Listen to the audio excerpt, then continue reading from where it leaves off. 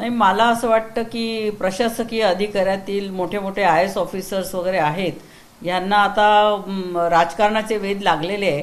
परवा जे कोस्टल रोडचं उदाहरण झालं तेव्हाचं अश्विनी भिडेंचं भाषण असेल किंवा त्या रश्मी शुक्ला ज्या ह्या आहेत, काय म्हणतात त्याला, पोलीस महासंचालक आहेत, ह्या इतकं राजकारण करतायत की मला असं वाटतं की ह्या दोघींनी पण राजीनामा द्यावा नोकरीचा आणि त्यांनी सरळ भाजपच्या तिकिटावरती लोकसभेची निवडणूक लढवावी.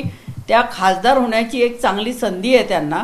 आणि निश्चितच प्रशासकीय सेवेमध्ये प्रशासनाची आणि लोकांची सेवा न करता अशा प्रकारे भाजपचं आहारी जाऊन राजकारण करण्यापेक्षा त्यांनी प्रत्यक्ष राजकारणात यावं आणि राजकारण करावं. कारण कोस्टल रोडच्या आपण त्या दिवशी उद्घाटनाच्या दिवशी बघितलं, ज्या त्वेषाने अश्विनी भिडे भाषण करत होत्या, खरं त्यांनी हे विसरता कामा नव्हतं की उद्धव ठाकरेजींनी या कोस्टल रोडची संकल्पना मांडली होती आणि ती त्याचं म्हणजे जे काय काम पण सुरू झालं होतं ते त्यांच्या काळातच सुरू झालं होतं.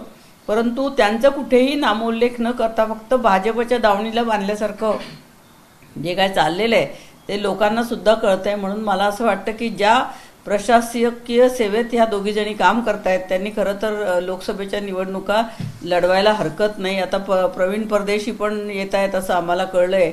तर भाजपची सगळ्यांना ओढ लागलेली आहे, तर त्यांनी लवकरात लवकर भाजपच्या तिकिटावर निवडणूक लढवावी.